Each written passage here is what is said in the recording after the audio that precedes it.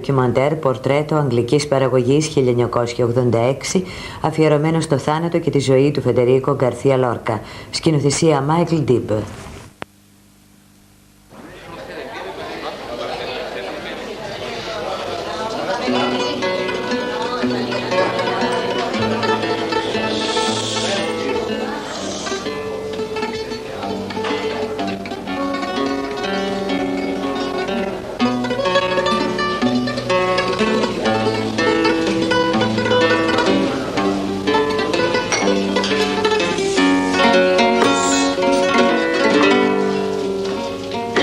Esta poesía se la voy a dedicar al que vive en el recuerdo.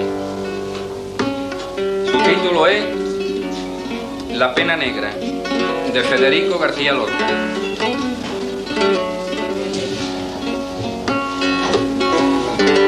Federico Γκαρθία Lorca, perhaps Spain's greatest poet and dramatist of this century, was executed 50 years ago in the early days of the Spanish Civil War, aged 38. There remain some fragments of black and white film, photographs, Lorca's drawings and writings, but so far, no recording of his voice has ever been found.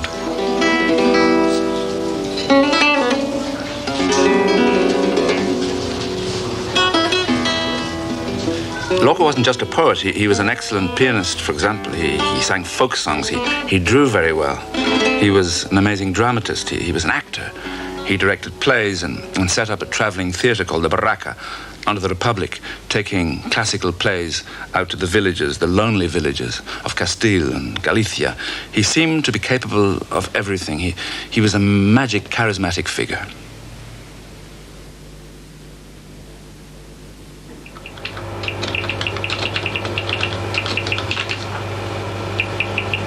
Ian, why do you think that you, an Irish writer, became so involved in the life of a Spanish poet?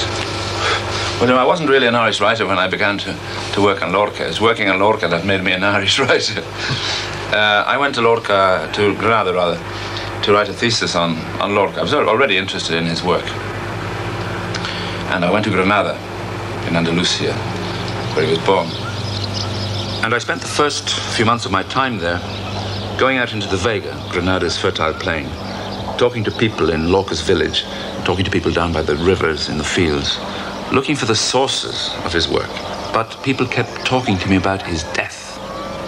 And I realized that nobody in Granada had forgotten the horrors of the mass executions that took place in the town.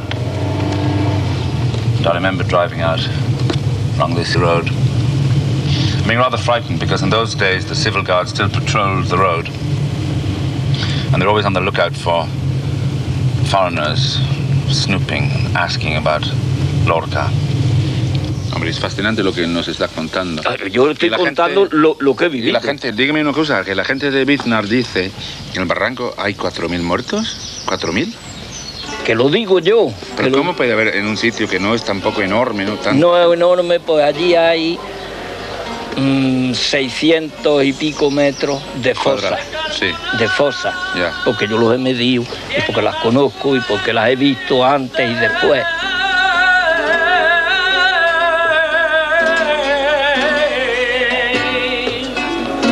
The fact is that for many years, no one knew, among all the thousands killed in Granada, where Lorca's body had been buried.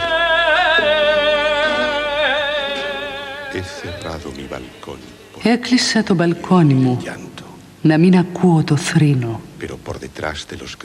Απ' τα γκρίζα όμως ντουβάρια πίσω, θρήνος μόνο ακούγεται. Λίγα αγγελούδια τραγουδάνε, λίγα σκυλιά γαυγίζουν, 1000 βιολιά χωράνε σε ένα χέρι. And one day I woke up and I knew that I was going to write a book on his assassination, on what had happened, not only to him, but to thousands of other people in Granada, and shelved the thesis. The thesis, I might add, is still shelved somewhere there, and what was going to be a thesis became a book. And it was a great success, because we now know that Franco had only 5 years left to live. The regime was cracking, and people were avid in Spain to hear about what had happened during the war. Because the book is not just about Lorca's death, but about what actually happened in Granada. And since then it's gone on from strength to strength. I think it's been published in 14 languages, which shows you how interested people are in Lorca. Yo nunca fui a Granada, nunca vine a Granada hasta mucho más tarde, hasta 1984. Voy a decir el poema que yo le escribí a Federico, Balada del que nunca fue a Granada. Lorca's great friend and contemporary, the poet Rafael Alberti, has always deeply regretted not having taken up Federico's invitation to visit him in Granada. He remained in exile until Franco's death and finally made the trip to Granada in 1984. Balada del que nunca fue a Granada. Qué lejos por mares, campos y montañas, ya otros soles miran mi cabeza cana. Nunca fui a Granada, mi cabeza cana los años perdidos. Quiero hallar los viejos borrados caminos. Nunca vi Granada, dadle un ramo verde de luz a mi mano, una rienda corta y un galope largo. Nunca entré en Granada, que gente enemiga puebla sus adarves, que en los claros ecos libres de sus aires. Nunca fui a Granada, quien hoy sus jardines aprisiona y pone cadenas al habla de sus surtidores. Nunca vi Granada, venid los que nunca fuisteis a Granada. Hay sangre caída, sangre que me llama. Nunca entré en Granada, hay sangre caída del mejor hermano. People are letting off fireworks. There's tremendous excitement as they celebrate the life of the greatest poet ever born in Granada. If Lorca hadn't been assassinated, he would have been 88 today. And the people of his village of Fuente Vaqueros have gathered to do him homage 50 years after his assassination at the hands of the fascists in Granada. Στο Φουέντε Βακέρος πρωτόδατο φως, σ' όλη τη βέγα της Γρανάδας, χωρίς υπερβολή, δεν υπάρχει χωριό πιο όμορφο, πιο πλούσιο, με τόσες δυνατότητες για αίσθημα. And beyond the stage, there in the corner of the square, is the house where Lorca was born in Fuente Vaqueros on the 5th of June, 1898. He was born into a large and privileged family. His father was a wealthy landowner who had made a huge amount of money from sugar beet at the turn of the last century, when Spain lost Cuba and there was no longer any cheap sugar flowing into Spain. Federico spent 11 years immersed in the village life of the Vega, and this put him into contact with the ordinary people who were working on the land, the people of the fields, the farm workers, the peasants, and even with a colony of gypsies who sang deep song, Cante Honda, the ancient music of Andalusia. Ay, si sufre, sufre callando y no publique tu pena.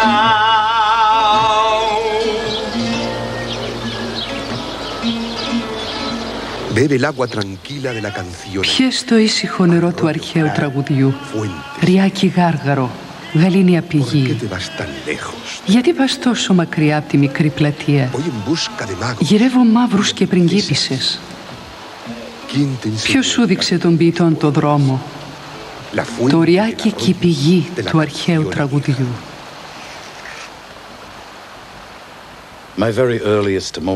Οι πρώτες μου εμπειρίες ταυτίζονται με τη γη και τη δουλειά στα χωράφια. Τα παιδικά μου χρόνια τα έζησα σε χωριό. Βοσκή, χωράφια, ουρανός, μοναξιά.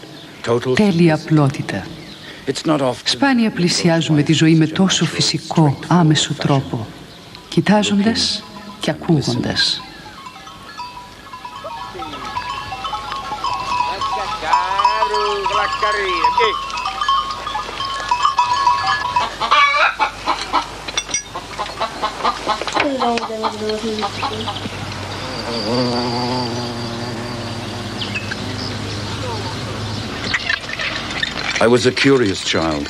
Παιδί ήμουν περίεργος. Ακολουθούσα τάρωτρο σε όλα τα χωράφια. Μ' άρεσε η ατσάλινη λάμα που αυλάκουνε τη γη και αντί για αίμα πετάγονταν ρίζες. Κάποτε χτύπησε κάτι σκληρό και σταμάτησε. Η γυαλιστερή ατσάλινη λεπίδα έβγαζε ένα ρωμαϊκό ψηφιδωτό. Έτσι το πρώτο καλλιτέχνημα που αντίκρισα ταυτιζόταν με τη γη. The whole of Andalusia is like an archaeological site, composed of layer upon layer of different cultures and civilizations. Lorca knew this and was fascinated by it. And he was living only a few miles away from Granada, the last bastion of Islamic culture in Spain.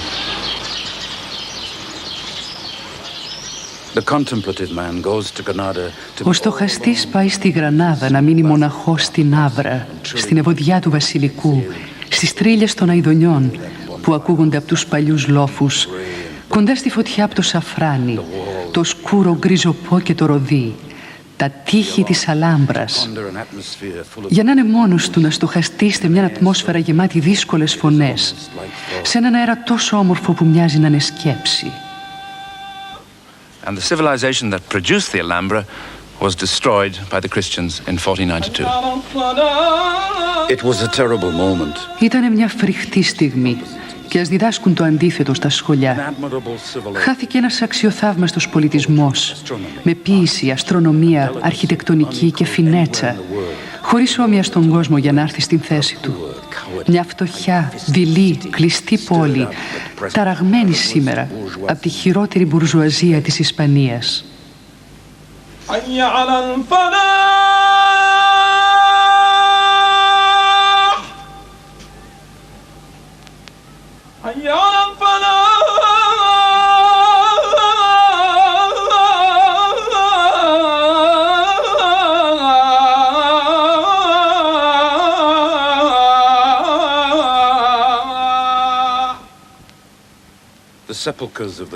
Τα μνήματα των καθολικών βασιλέων δεν εμπόδισαν την ημισέλινο του Ισλάμ να εμφανίζεται καμιά φορά στα στήθια των καλύτερων τέκνων της Γρανάδας. Ο σκοτεινός αγώνας συνεχίζεται ανέκφραστος. Στην κολίνα Ρόχα είναι 2 νεκρά παλάτια, η Αλάμπρα και το ανάκτορο του Κάρολου του Πέμπτου, που συνεχίζουν να μονομαχούν στην καρδιά του κάθε Γραναδίνου.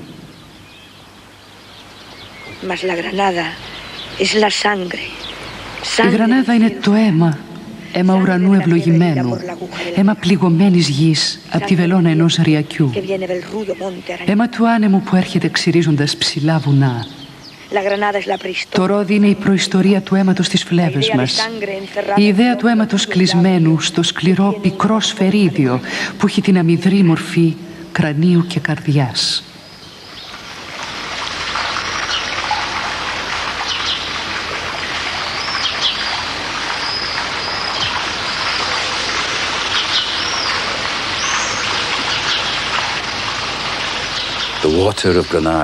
Το νερό της Γρανάδας σβήνει τη δίψα μας. Είναι ζωντανό νερό που γίνεται κομμάτι εκείνου που το πίνει, που τα ακούει ή που θέλει να πεθάνει μέσα του.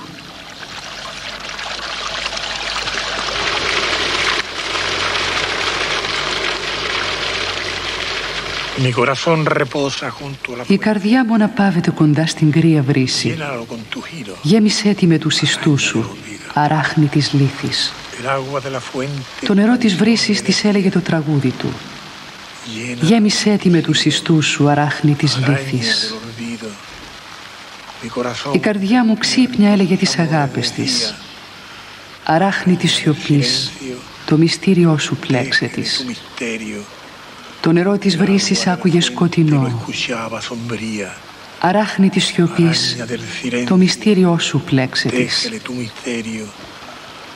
Η καρδιά μου κυλιέται στην κρύα βρύση. Χέρια λευκά, μακρινά, σταματήστε τα νερά. Και το νερό χαρούμενο το πάει πιο μακριά. Χέρια λευκά, μακρινά, τίποτα δεν μένει στα νερά. Es una foto que yo creo que da admirablemente la figura de Federico. Señala al mismo tiempo el poder y el valor de esa cabeza y al mismo tiempo la debilidad del cuerpo. Por eso me gusta tanto también la postura de las manos, ¿no? Esa postura de las manos que también están subrayando su debilidad. Nosotros hemos tenido la suerte de oírle a él leer sus propios poemas. Él tiene una voz caudalosa, redonda, embastecida, como un cadáver de agua. Él recitaba exactamente igual que hablaba. No te conoce nadie, no, pero yo te canto. Yo canto para luego tu perfil y tu gracia, la madurez insigne de tu conocimiento, tu apetencia de muerte y el gusto de su boca, la tristeza que tuvo tu valiente alegría. Tardará mucho tiempo en nacer, si es que nace, un andaluz tan claro, tan rico de aventura. Yo canto su elegancia con palabras que gimen y recuerdo una brisa triste por los olivos. I think that Lorca wouldn't be the Lorca we know today if he hadn't met Manuel de Falla, and if Falla hadn't, to a certain extent, taken him under his wing, a sort of second father. He was in his 40s, he looked like a man in his 60s, and he was Spain's most famous living composer. Falla hears Lorca playing the piano in this very house where we're sitting, and he's just amazed that any boy of his age could have such a genius. I think that Lorca was aware that Falla was a deeply frustrated man, that if he hadn't expressed this in his music, he would have died. When you listen to Falla's music, you say, this is the passionate Dionysian man. But you look at the life, the external life, and Falla's trotting off to Mass every morning and seems to be incredibly Catholic and worried about sin.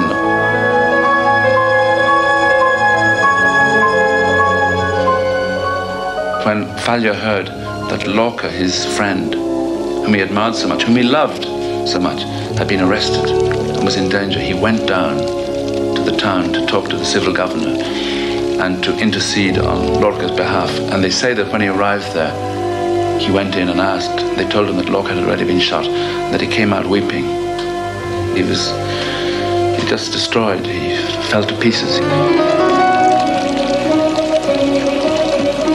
In Nights in the Gardens of Spain, which I think is probably the piece of music by Falla most well known, there are several folk songs which are re-elaborated by the composer to produce this new music.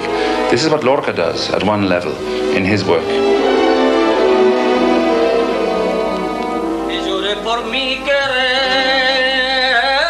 I think that what Falla taught him more than anything was to look at the Andalusian tradition, to realize that he himself had this tradition in his blood. That for me is the amazing consequence of their friendship. Que llore por mi querer,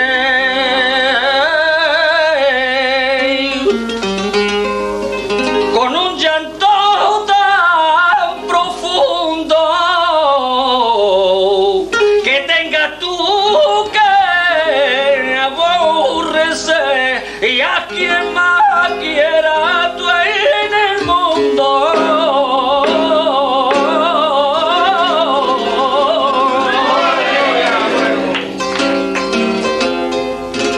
Felt that the pure essence of cante hondo, or deep song, was being lost.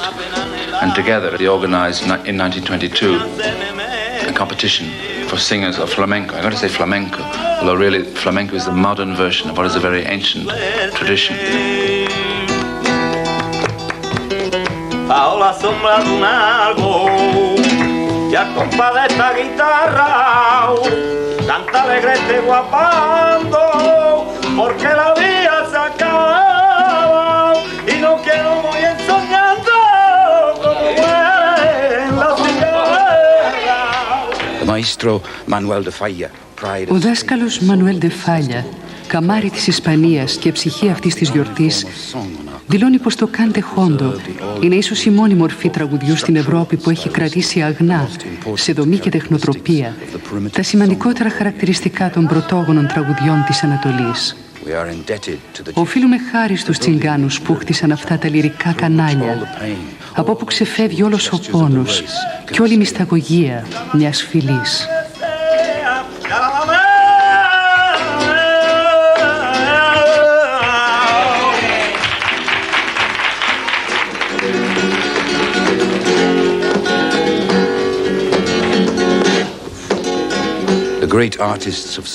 Οι μεγάλοι καλλιτέχνες της Νότιας Ισπανίας, τσιγκάνοι ή φλαμέγκος, είτε χορεύουν είτε τραγουδάνε, ξέρουν πως δεν υπάρχει αληθινή συγκίνηση άμα λείπει αυτή η έμπνευση που αποκαλούμε ντουέντε. Το ντουέντε δεν υπάρχει στο λαρίνγκι. Αναδύεται από τις πατούσες των ποδιών, που σημαίνει ότι δεν είναι θέμα δεξιοτεχνίας, αλλά αληθινής, ζωντανής φόρμας.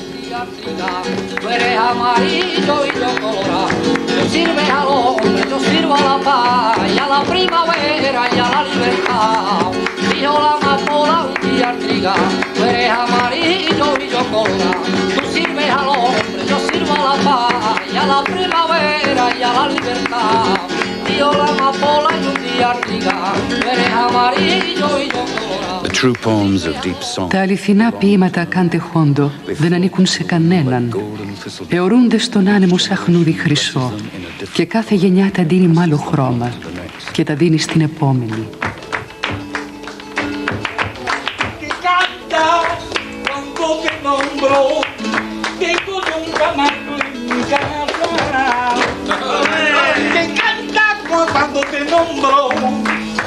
Mira si que me enteré que mi canario está roto.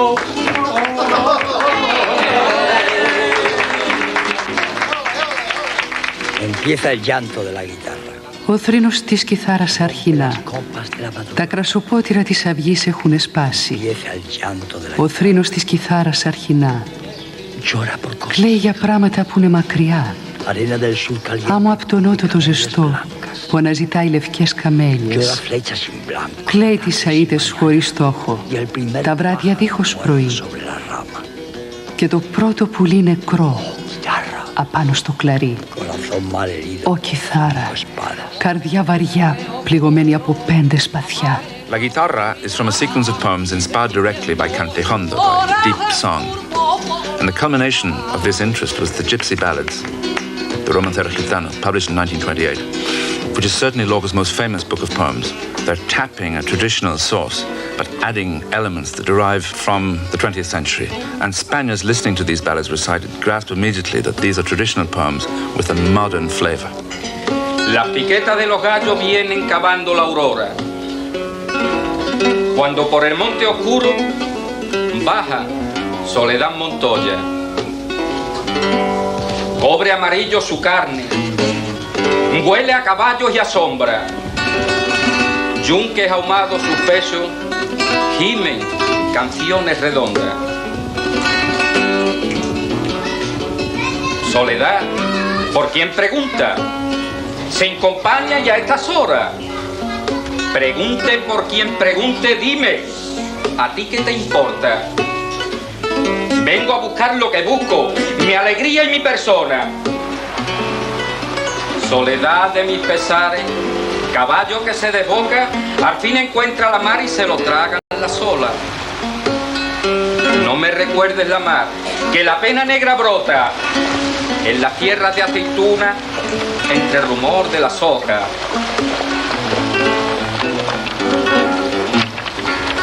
El río baja cantando, volante de azul y hoja, con flores de calabaza, la nueva luz se corona. Oh pena de los gitanos, pena limpia y siempre sola, oh pena de cauce oscuro y madrugada remota.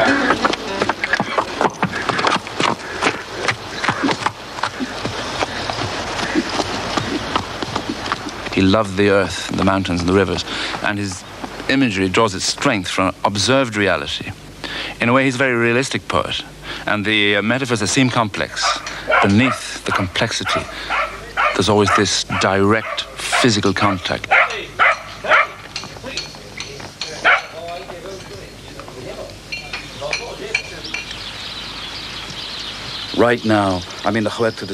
Βρίσκομαι στην Huerta de San Vicente, στον κάμπο της Γρανάδας. Ο κήπος έχει τόσο γιασέμι και νυχτολούλουδο, που κάθε πρωί ξυπνάμε όλοι με λυρικό πονοκέφαλο. Κι όμως τίποτα δεν είναι υπερβολικό.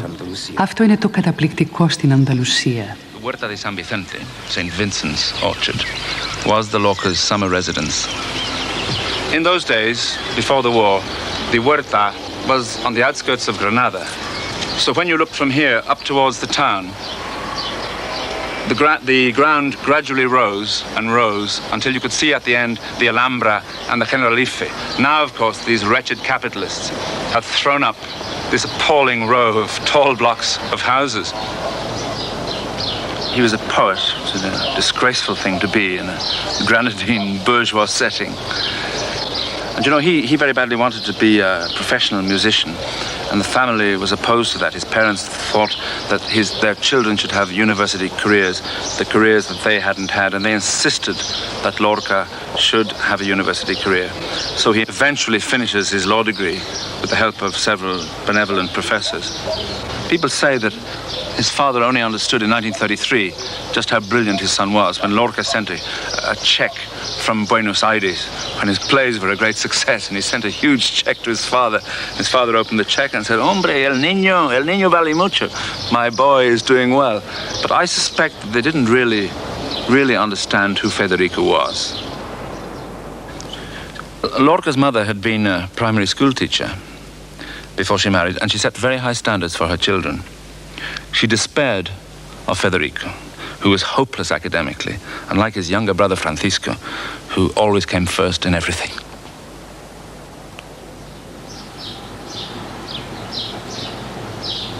They were all musicians. They were wonderful people in the family, people who could play the piano without ever having learnt to play the piano, people who could play musical instruments, people who could recite poetry, invent poems.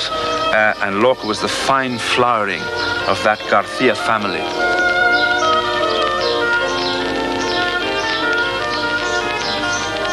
This is Lorca's bedroom, and it's where he wrote.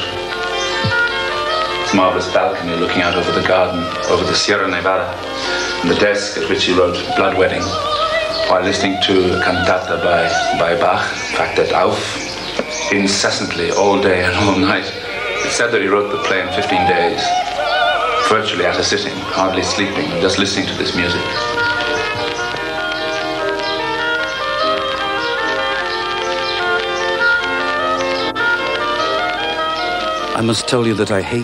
Πρέπει να σας πω ότι αποκτάνομαι το αρμόνιο, τη λύρα και το φλάουτο. Μ' αρέσει η ανθρώπινη φωνή. Ξαφνιάζομαι όταν σκέφτομαι ότι η συγκίνηση συνθετών όπως ο Μπαχ βασίζεται σε τέλεια μαθηματικά.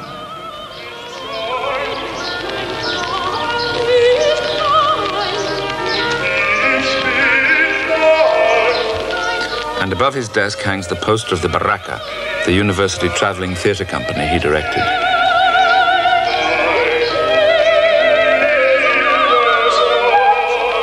Of course, the Barraca was set up by the Republic, and when the idea arose to take plays to villages where no theatre had ever been seen, Lorca was thought of as a potential director of the theatre, and of course it appealed to him greatly, the idea of taking plays and setting up theatres in the marketplaces of ancient Spain as part of the Republic's program to educate people who had never been educated and who had never had the opportunity to see plays.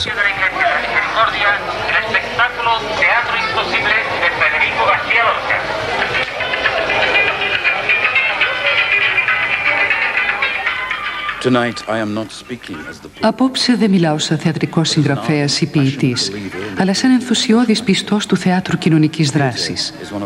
Το θέατρο είναι ένα από τα εκφραστικότερα και χρησιμότερα εργαλεία για να κτιστεί μια χώρα. Είναι το βαρόμετρο του μεγαλείου ή της παρακμής της. Today's Barraca Theatre Company continues Lorca's mission, but actually it specializes in putting on Lorca's own plays, those plays of Lorca's especially, which derive from the tradition of Andalusian puppet theatre. Lorca decía que el teatro estaba en manos de los comerciantes y que así no se podía hacer teatro. También hay una diferencia. Ellos hacían generalmente teatro clásico y nosotros hacemos exclusivamente teatro de Lorca. Porque, bueno, entonces Lorca pensaba que no era correcto utilizar el dinero del Estado en estrenar sus propias obras. Bueno, también hay una diferencia. La Barraca estuvo en su época subvencionada por el Estado. Nosotros no estamos subvencionados por el Estado. Y saludemos hoy en la Barraca a don Cristóbal, el andaluz, primo del Bululú gallego, cuñado de la tía Norica de Cádiz.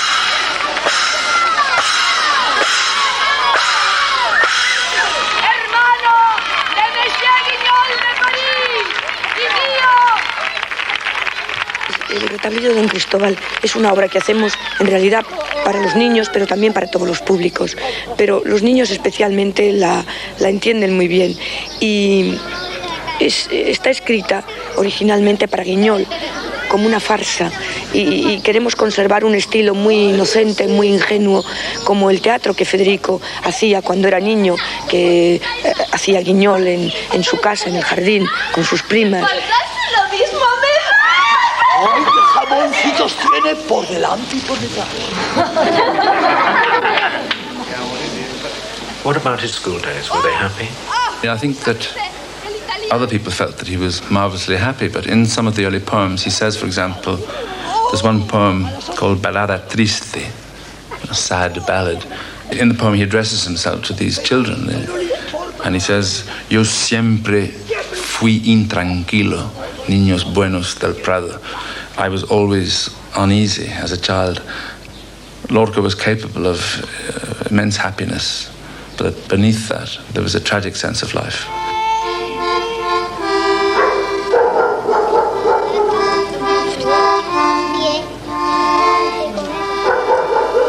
When Lorca became aware that he wasn't like most of his other male friends, when he became aware of his homosexuality, there's no doubt that he suffered agonies. When a subject is too lengthy or Όταν ένα θέμα είναι μακροσκελές ή έχει μπαγιάτικη ποιητική συγκίνηση, το λύνω ζωγραφίζοντας. Δεν είναι ωραία. Είναι φορές που απελπίζομαι. Δεν κάνω για τίποτα. Ίσως κάποτε μπορέσω να εκφράσω την αληθινή ζωγραφική που ονειρεύομαι.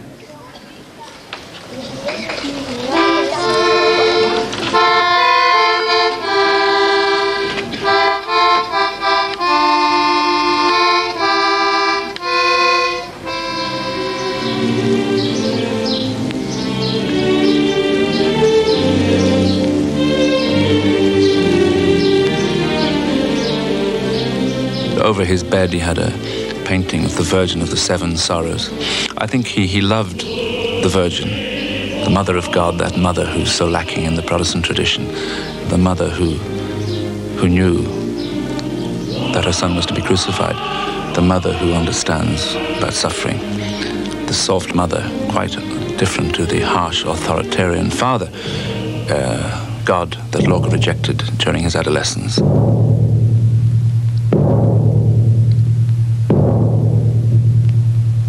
Lorca never lost his childhood love of the rituals and ceremonies of the Catholic Church, and you've only got to see a Holy Week procession to understand why. For him it was pure theatre. And of course, he was also intrigued by the sexual ambiguity of many of the Church's saints and martyrs. Ο Σαν Μιγέλ, δαντέλες γεμάτος στην κρεβατοκάμαρα του πύργου του, δείχνει τα ωραία μπούτια του αγκαλιαστά με τα φανάρια. Ο Σαν Μιγέλ τραγουδάει στα τζάμια, έφηβος από 3.000 νύχτες, ευωδιαστός από κολόνια, μακριά από τα λουλούδια. One of Lorca's early biographers, who knew him very well, Marcelo Claire, she said that the greatest cross that Federico had to bear in life was to hide from his mother the fact of his homosexuality. Και εγώ έχω συνηθίσει να υποφέρω για πράγματα που ο κόσμος δεν καταλαβαίνει, δεν υποψιάζεται. Ανάμεσα σε δύο άτομα υπάρχουν ιστοί αράχνης που γίνονται σιγά σιγά, καλώδια ή και ατσάλινα σύρματα. Όταν μας χωρίζει ο θάνατος, μένει μια ματωμένη πληγή στη θέση κάθε ιστού. Porque duerme solo, pastor. Porque duerme solo, pastor. En mi colcha de lana dormirías mejor. Frustration, erotic frustration, people searching for their identity, unable to find it. All these characters in Lorca who are searching for love and never find it. I mean, I could give you a catalogue beginning in the early poems, running right through Doña Rosita, the characters in Blood Wedding, and Yerma herself.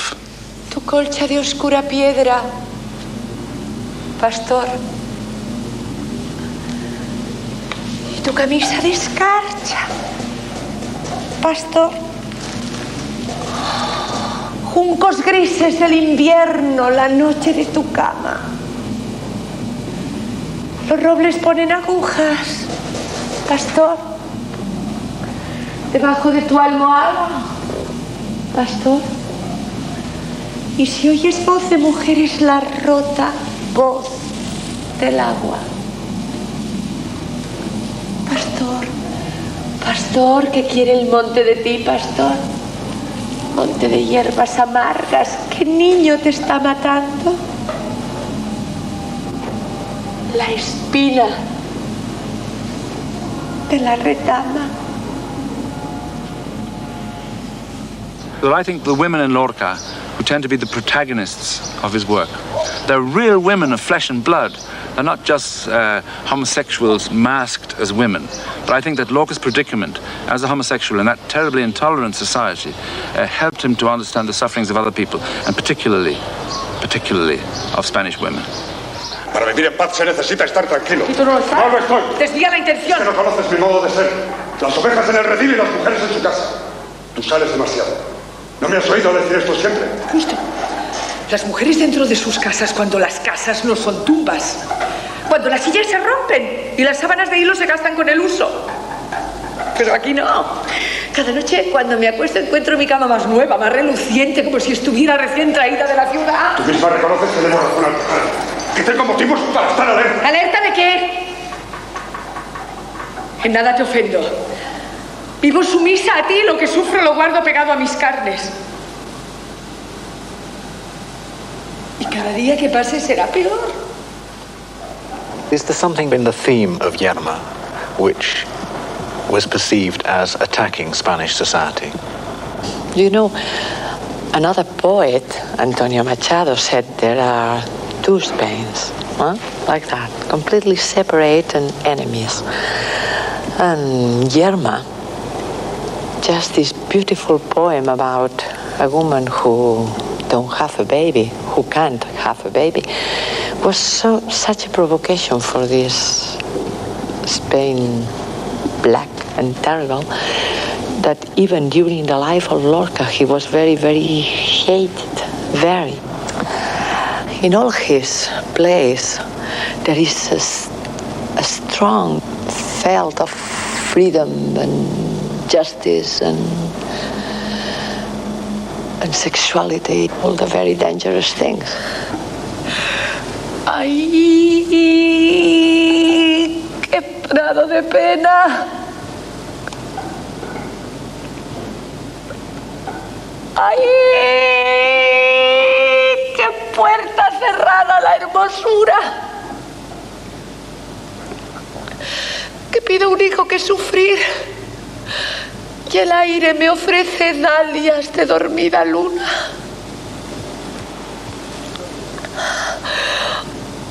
Esos dos manantiales que yo tengo de leche tibia son en la espesura de mi carne dos pulsos de caballo que hacen latir la rama de mi angustia. Much of his work is about frustration. Yes. Does that make him a pessimistic writer at all for you? No, I don't think so. When I think about him, it's always about someone who is so hopeful, lleno de esperanza. Yeah. Hopeful. With humor and love for the people, with a kind of laughing regard about all of us. He's also a very passionate writer. Is that something that appeals to you as a performer? Yes, too, because we are very passionate and very violent and all these primitive qualities. And he explained the very deep and subtle things in the middle of this passion and violence. Lorca felt stifled in Granada, which was a narrow-minded city, and when he was 21, he managed to escape to Madrid. And in Madrid, the capital, he immediately felt at home. He came into contact with a wide range of new people, exciting people from from the Spanish provinces and from Europe. And he lived at the Residencia de Estudiantes, the students' residence, famous students' residence, which was the nearest thing in Spain to an Oxbridge College. Here's another wretched car.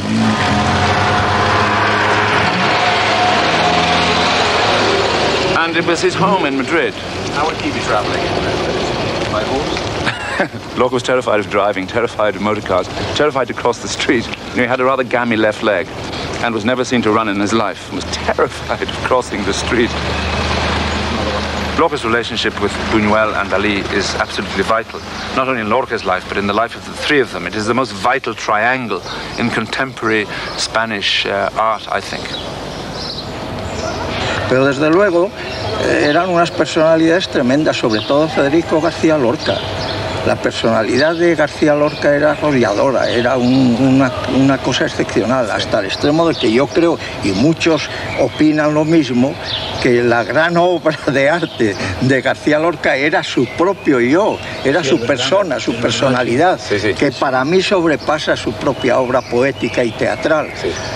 De modo que, claro, era gente llena de ocurrencias y, en fin, que daba una vivacidad a la vida residencial extraordinaria. Dicen incluso y cuando Federico se sentaba al piano en el salón de la residencia, pues, en fin, eso era ya... Él manaba música por todas partes. Entonces, cuando entraba en una reunión, él llevaba consigo el arrebato, inmediatamente se convertía en el centro de atención de todos los presentes. Y cuando se iba, había un descenso brusco de altitud. En la obra de la residencia hay una influencia británica, evidentemente. Se bebían cantidades ingentes de té, por lo visto. De té, se tomaba mucho té. Otra costumbre era británica, la bebida, sí. Se solían formar tertulias en las habitaciones y el té era la bebida Lorca tiene un dibujo, predominaba. Lorca tiene un dibujo que llama la desesperación del té, ¿no? Porque la gente pide más té, más té, más té.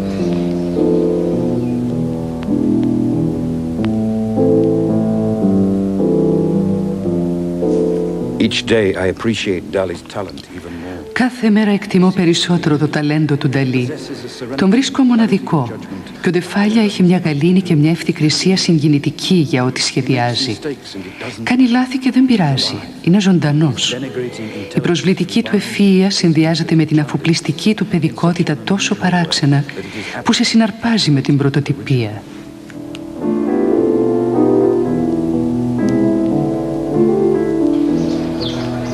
Quizá conviene más acentuar lo que hay en la relación entre dos jóvenes con una vocación tan intensa como sintieron los dos y que llegará a tener valores recíprocos, de tal manera que Dalí va a hacer poesía y Federico va a dibujar y a pintar.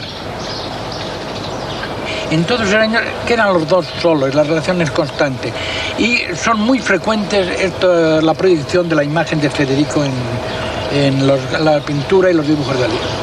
Es el mismo Federico y la sombra de Federico, que eso nos permite identificar las muchas otras ocasiones en que aparece una sombra de rostro de estructura cuadrada que es la de Federico. Ahora bien, yo quiero llamar la atención sobre el hecho de que está con los ojos cerrados.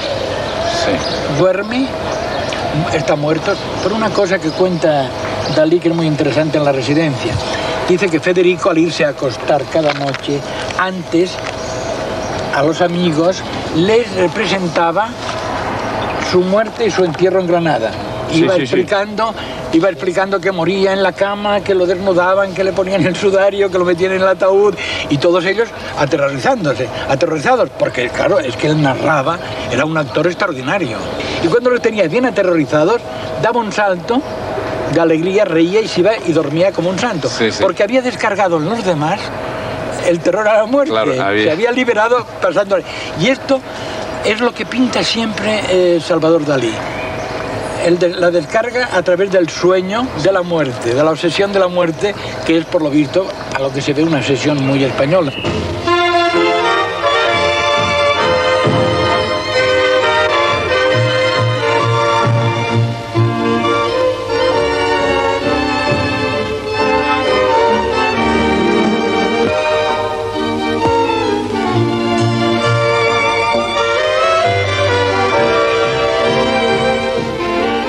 No doubt that Buñuel was responsible for weaning Dalí away from Lorca.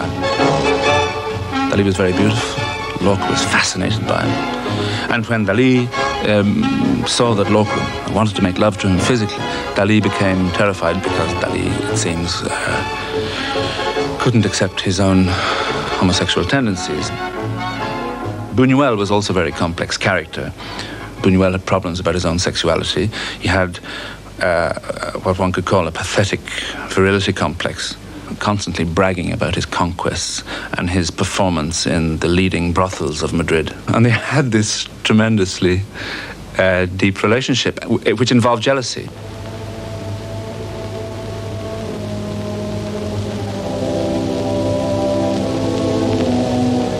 Un chien andalou, an Andalusian dog, was made in 1929. This was at a point when Dali had moved to Paris and Buñuel was constantly criticizing Lorca in letters to other friends. Lorca himself believed that Dali and Buñuel had him very much. Ψυχώντας για τον κόσμο και το μέλλον μου. Τα πρώτα στοιχεία που εντυπωσιάζουν τον επισκέπτη της μεγαλούπολης είναι η εξωανθρώπινη αρχιτεκτονική και ο ξέφρενος ρυθμός, γεωμετρία και άγχος. Το φοβερό, ψυχρό και σκληρό τμήμα είναι η Wall Street. Ποτάμια χρυσάφης ρέουν από παντού και μαζί τους ο θάνατος. Εκεί νιώθεις απόλυτη απουσία πνεύματος. Είχα την τύχη να δω με τα ίδια μου τα μάτια το πρόσφατο κράχ, όπου χάθηκαν δισεκατομμύρια δολάρια, νεκρά λεφτά στη θάλασσα και πουθενά μέσα σε αυτοκτονίες, ιστερία και λιποθυμίες δεν ένιωσα τόσο αληθινά το θάνατο. Θάνατο χωρίς ελπίδα. Θάνατο σκέτη σαπίλα. Γιατί το θέαμα ήταν φρικτό, αλλά χωρίς κανένα μεγαλείο.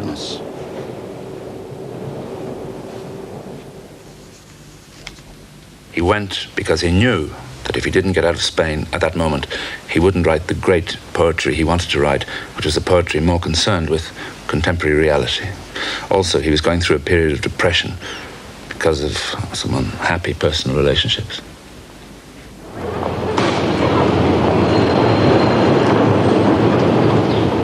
Todos los días se matan en New York. Σφάζουν στη Νέα Υόρκη κάθε μέρα 4 εκατομμύρια πάπιες, 5 εκατομμύρια γουρούνια, 2.000 περιστέρια για χάρη των ετοιμοθανάτων, 1 εκατομμύριο γελάδια, 1 εκατομμύριο αρνάκια, 2 εκατομμύρια κοκόρια που σκίζουν τον ουρανό σε ρήπια. Κατηγορώ όλους τους ζωντανούς που αγνοούν τους άλλους μισούς, τους αλήτρωτους μισούς, που χτίζουν βουνά τσιμεντένια εκεί που σφίζουν οι καρδιές μικρών πλασμάτων χωρίς μνήμη, όπου όλοι εμείς θα κατεβούμε στην τελευταία φιέστα. Όχι, όχι, κατηγορώ τη συνωμοσία των έρημων αυτών γραφείων που δεν ακτινοβολούν την αγωνία, που σβήνουν το πρόγραμμα της ζούγκλας και προσφέρομαι για να με φαν σπρωγμένες οι αγελάδες όταν γεμίζουν τα μουγγανιτά τους στην κοιλάδα, εκεί που χάτσουν το ποτάμι μεθάει από τα λάδια. Στον Φίλιπ Κάμινγκς, 6 Ιουλίου 1929. Αγαπητέ μου φίλε, χάρηκα που πήρα το γράμμα σου. Βρήκα ένα σπίτι στη Νέα Υόρκη. Γράφτηκα στο Πανεπιστήμιο Κολούμπια και γι' αυτό δεν θα σε δω πριν από 6 εβδομάδες. By the way, notice this. This was my permit to go into the Royal Palace grounds when I was living in Spain under that fellowship. I loved that. I could go everywhere. In fact, I walked with the Pope there, not the present one, 2 or 3 popes ago. This is the only book I have of the ones I used to have several of, that Lorca gave me when he was here, and in his lifetime, and in Eden. Oh, that's beautiful. This is his Romancero Gitano, his gypsy ballads. Can I read it? A mi queridísimo amigo Felipe, my dear friend Felipe, con un abrazo estrecho, a firm embrace de su siempre amigo, his friend of always, Federico, 1929. Oh, that's beautiful. And that's the only book you've got still with... I have 3 or 4, but the others were borrowed, purloined, or otherwise. They disappeared. They disappeared. I more or less know where they are, but somebody loves them. That's beautiful. Well, I'm very envious of it. I want to take you a record, but I have to go in another room to play the record because it's 78, of course. Where is it, in here? Yes, I'll get it. I'll just get out of your way for a second. One side is a little bit scratched, but it's a very old record, of course. This is the record with Lorca playing the piano. Yes, and Antonita singing.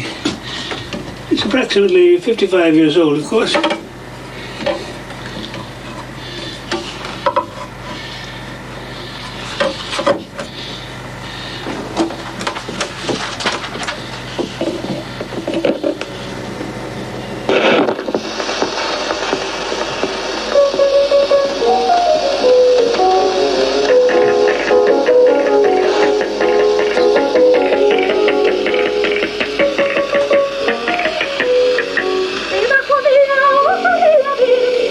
I met him first one day in the Residency Studiantes at Pina 21, when after lunch he would go into the sala. Nobody went into the sala. They all went to have a rest, a siesta.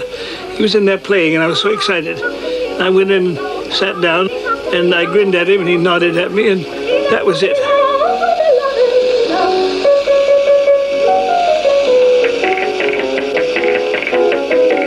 But he has a marvelous control. He has a beautiful control. Yes. And she does the castanets and she does the singing. I found my old passport. That's my 1926 picture.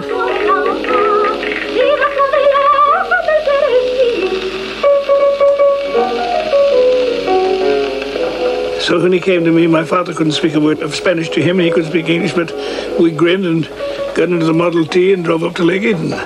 And he just was so glad to see the country. The country said, sin casas, no houses. No houses. No people, nothing. Lorca is very formally dressed, isn't he, compared to you? Didn't he bring any more sort of loose-fitting? Not much, just the sweater. It's very much an English jersey, isn't it? But definitely bought in Oxford. Oh, definitely. Very handsome. And he obviously took to your mother very quickly. She got along very well together. Yeah. But they met over the common donut pail. She made him fresh donuts and he loved them.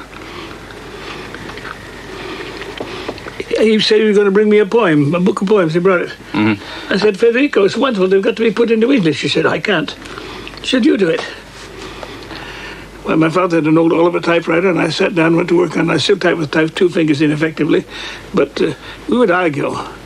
We'd argue right after breakfast, maybe with a big pot of tea or coffee or something. And we would argue about it. And while he wouldn't understand the exact English word, he knew the nuance. And I would translate what I thought of it. We had some quite fierce arguments for a while. And then we would come to what he thought and I thought was a satisfactory result. That's why the Canciones mean so much to me, because it's a book which was published after we had translated it right with the poet sitting there. Cuando sale la luna de 100 rostros iguales, la moneda de plata solloza en el bolsillo. That was very difficult for me to understand at first. And when the moon goes out with 100 equal faces, the money of silver sobs in the pockets, which is fantastic. Because when the moon goes out, it has been obliterated totally with the great clouds, and everything now has become a complete darkness, a velouté, the French would say, a velvety darkness. Then everything looks alike. All the sounds are muffled into one common sound. Yeah, and the next verse is tremendous as when the an image moon of goes out, solitude. the sea covers the earth. The heart feels itself an island in infinity. The landscape of Vermont is Το marvelous. τοπίο του Βερμόντ είναι θαυμάσιο, αλλά ατέλειωτα μελαγχολικό. Η βροχή δεν σταματάει ποτέ.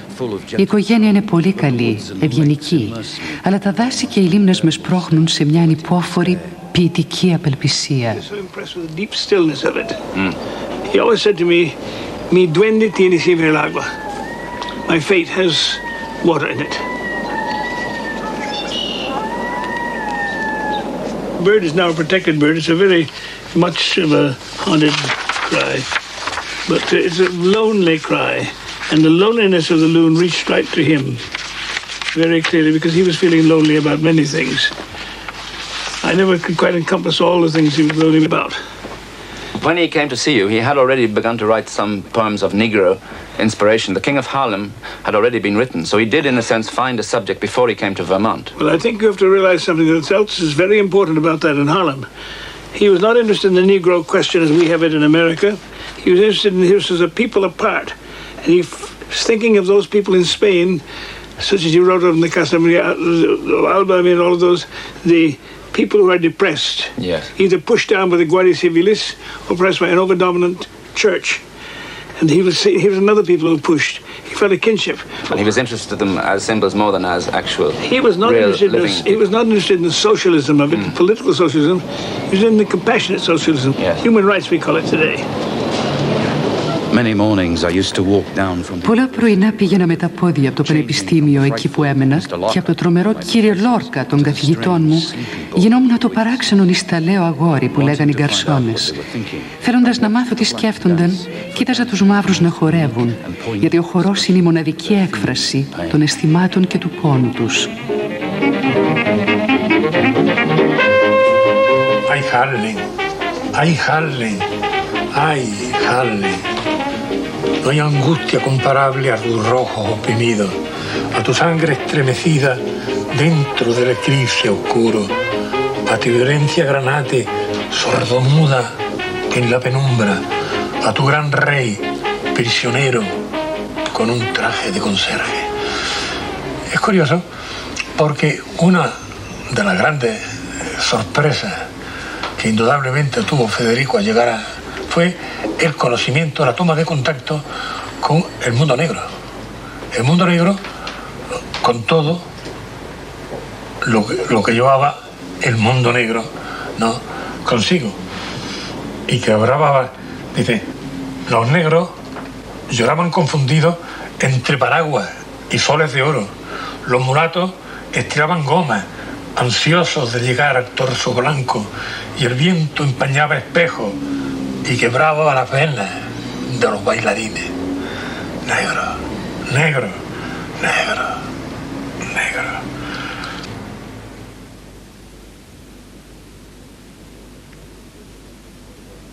These Cuban newspapers of the period, they show, don't they, what an incredible impact Lorca made in La Havana. And there you have Lorca dressed all in white.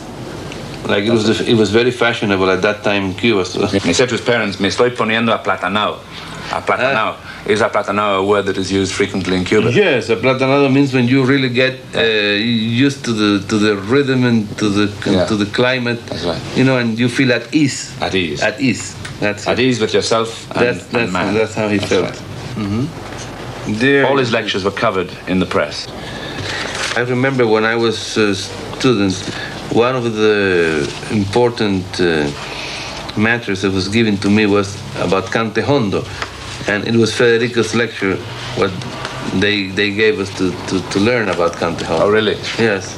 Cante Hondo for us was not only an academic or poetic lecture. Mm-hmm. He was talking to us about something that we had as well, exactly, in a different way.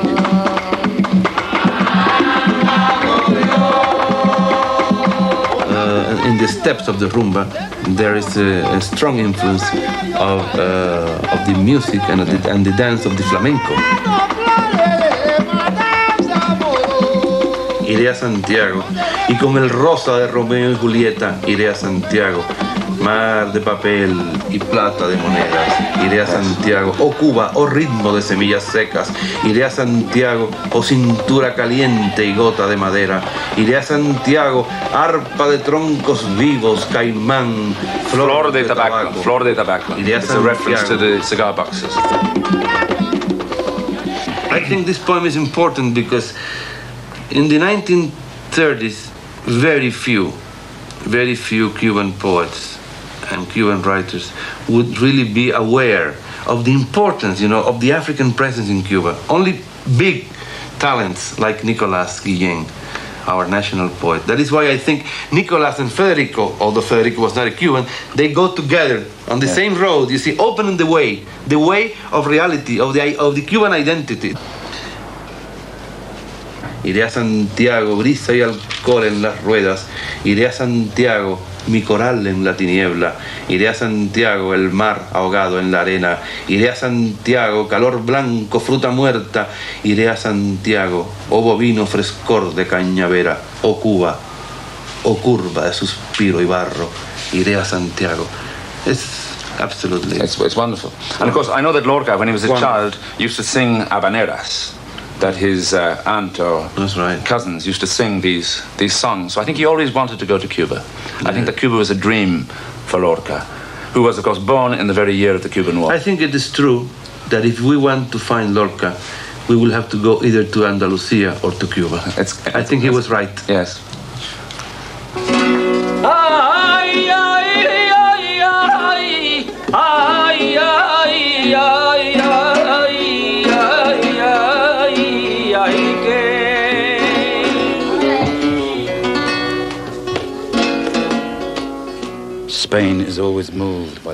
Η Ισπανία πάντα συγκινείται από το ντουέντε, αφού είναι χώρα με αρχαία μουσική και χορό. Είμαστε και ένα έθνος ανοιχτό στο θάνατο. Haga la bella y tierra de Σε κάθε χώρα ο θάνατος είναι τέλος. Φτάνει και κλείνουν τα παντζούρια. Αλλά όχι στην Ισπανία. Στην Ισπανία τα ανοίγουν. Πολλοί Ισπανοί ζουν κλεισμένοι μέσα ώσπου πεθαίνουν όταν τους βγάζουν στον ήλιο. Ένας νεκρός στην Ισπανία είναι πιο ζωντανός όταν πεθαίνει παρά οπουδήποτε αλλού. Η μορφή του είναι κοφτερή, σαν το ξηράφι του μπαρμπέρι.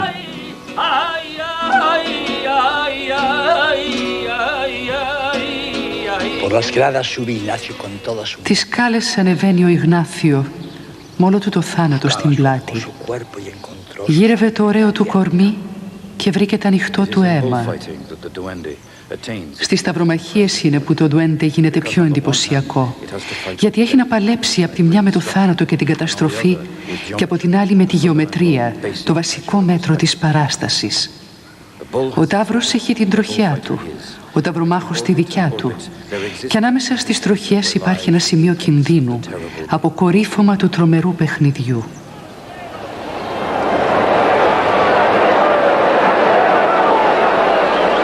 I don't think he was a great bullfight man, a great aficionado. I think he was more interested in the mythology of bullfighting, the roots of the ceremony. I think that's what really gripped his imagination.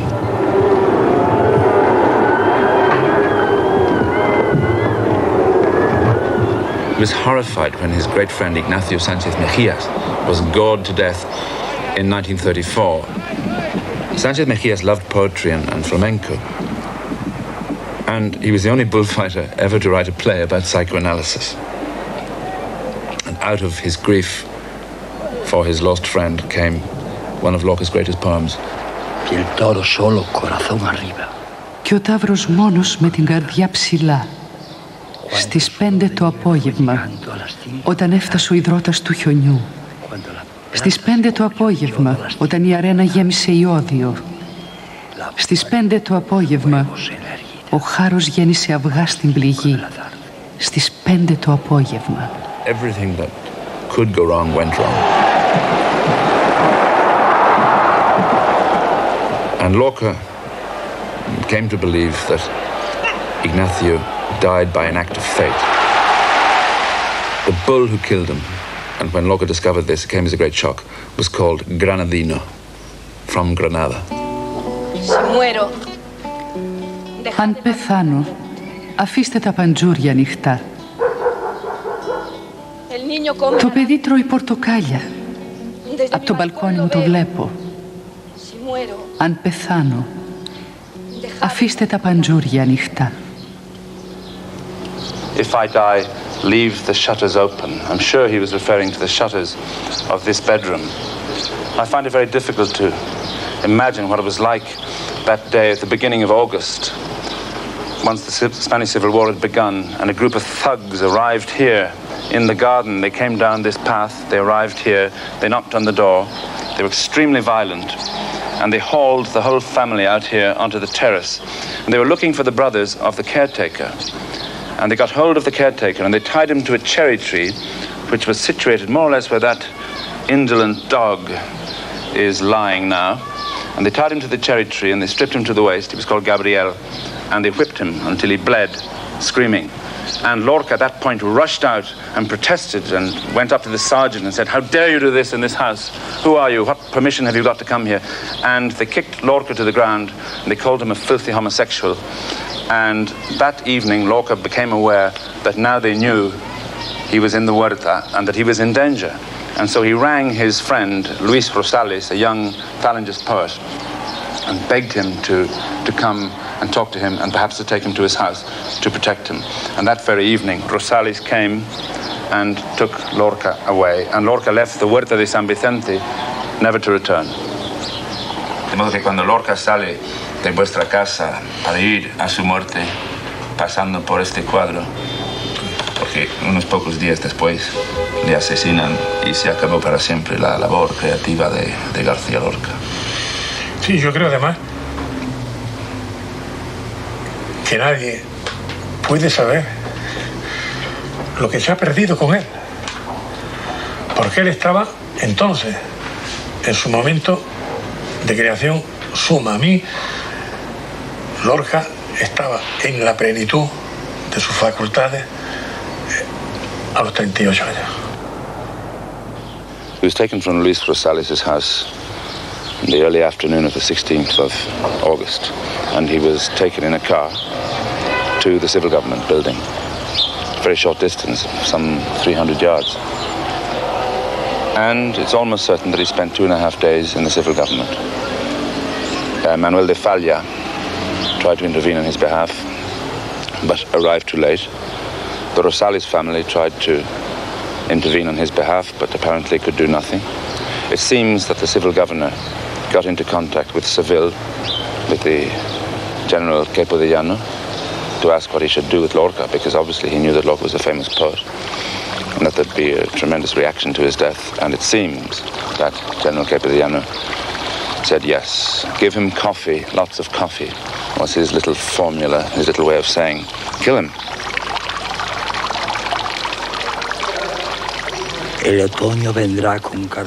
Το φθινόπωρο θα έρθει με κοχύλια, σταφύλια, ομίχλης και λόφους μαζεμένους. Αλλά κανείς δεν θα θελήσει στα μάτια να σε δει, γιατί για πάντα έχεις πεθάνει. Γιατί για πάντα έχεις πεθάνει, σαν όλους τους νεκρούς της γης, σαν όλους τους νεκρούς που ξεχαστήκαν σε ένα σωρό νεκρών σκυλιών. Κανένας δεν σε ξέρει.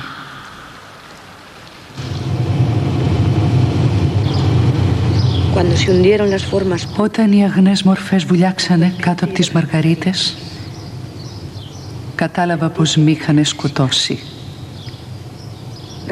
Διατρέξαν καφενεία, κημητήρια και εκκλησιές. Ανοίξανε βαρέλια και ντουλάπια.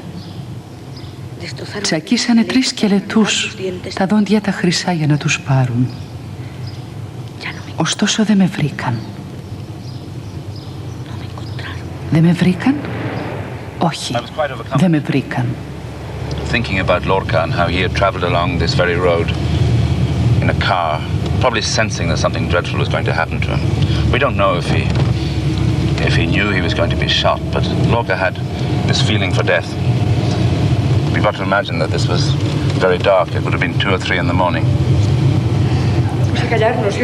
Ας ησυχάσουμε τώρα. Θα μάθω να κουβαλάω το σταυρό μου όσο καλύτερα μπορώ. Τίποτα όμως μη ζητάς. Αχ, να γινόμουν αγριά με στόμα σαν μαραμένο άνθος. Θα χαμογέλαγα και θα μοιραζόμουν μαζί σου τη ζωή μου. Τώρα όμως είμαι μόνη με τα αγκάθια μου. Lorca was greatly hated, you know, by the right wing in Granada. They disliked his work, particularly the play Yerma, which seemed to them to be an attack on traditionalist Catholic values. Also, he had the wrong friends. He was homosexual. And they didn't like his father either, because his father was a rich landowner who was very good to the people working on his farms. Helped them, built houses for them. Very generous man. And I think that they also wanted to punish the father by killing the son. I think in those circumstances, in those days when people were either right or left, the issue seemed very clear-cut. Lorca was anti-fascist, and he had sided with the Popular Front government, although he was never a member of a political party. The car pulled into the little square of Beithnar and stopped in front of the gates to the palace built here in the 18th century. And at the beginning of the war, it became Falangist headquarters for this area of the province.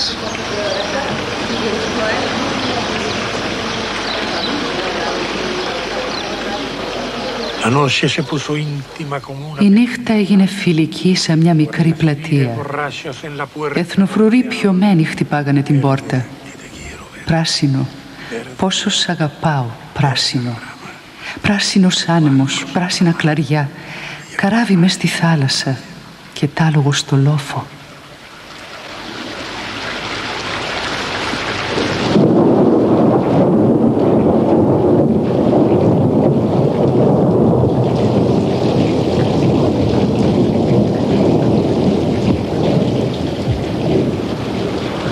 Lorca was taken across the valley out there to his death from the Colonia. All that remains of the building, the tiled floor of the room where Lorca spent those last few hours. Hundreds of people came here to their death.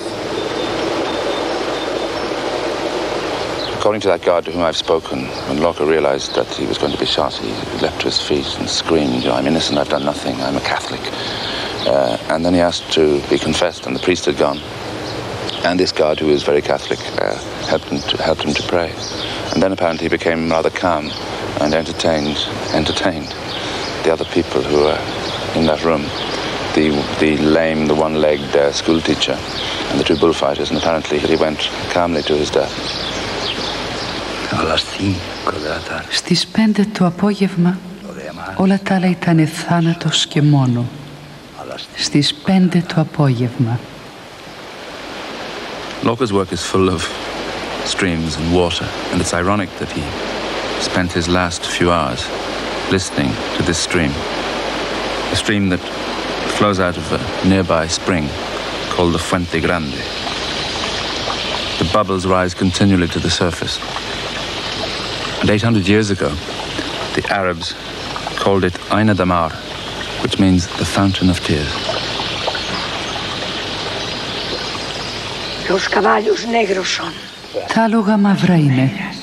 Τα πέταλα είναι μαύρα. Πάνω στις κάπες λάμπουν λυκέδες από μελάνι και κερί. Έχουν, χωρίς να κλαίνουν γι' αυτό, κρανία από μολύβι. Με λουστριμένια την ψυχή έρχονται από τη δημοσιά. Καμπούριδες νυχτερινοί όπου ανακατεύουν και διατάζουν λαστιχένιες κούρες σιωπές και φόβοι σαν άμμο ψηλή. Περνάνε αν θέλουν να περάσουν και κρύβουν στο κεφάλι μια ασαφή αστρονομία από απροσδιόριστα πιστόλια. Ω πόλη των τσιγκάνων, στις γωνίες σημαίες, το φεγγάρι και η κολοκή θα μεταβήσει σε κονσέρβα. Ω πόλη των τσιγκάνων, ποιος είδε και δεν σε θυμάται. Πόλη του μόσχου και του πόνου και πύργη από κανέλα.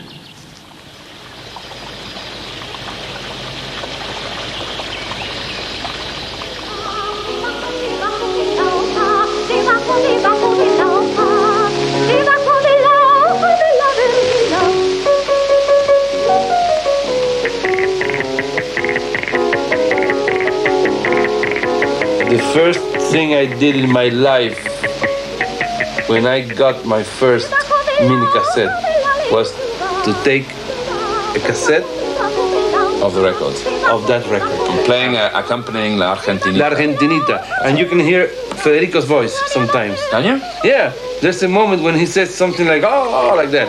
I haven't heard that. You haven't heard that? That's the imagination of a crazy Lorca scholar. You think so?